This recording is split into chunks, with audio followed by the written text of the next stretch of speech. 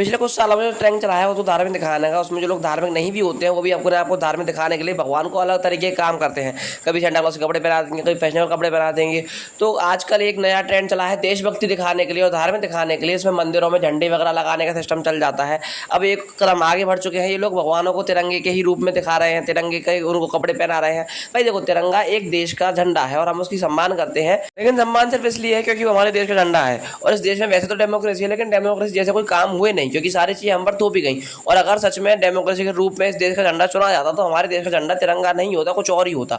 और उस झंडे में जो बीच में अशोक चक्र है ना, वो तो एक इंसान के ईगो के रूप में भरा हुआ है और बौद्ध धर्म का प्रतीक है, सनातन का तो प्रतीक है नहीं, किसी भी चीज़ का प्रतीक नहीं है। तो उस चीज़ को अगर आप भगवान के समकक्ष ला रहे हैं तो भगवान के सम्मान को ठेस पहुंचा रहे हैं, क्योंकि एक जो झंडा है वो किसी राष्ट्र के, किसी देश के लिए होता है और भगवान इन सब चीज़ों से परे है, वो पारलौकिक चीज़ें हैं। तो अगर आप भगवान को इन सब के समकक्ष लाते हैं तो ये चीज़ें ठीक नहीं है, ठीक है। तो ये सब चीज़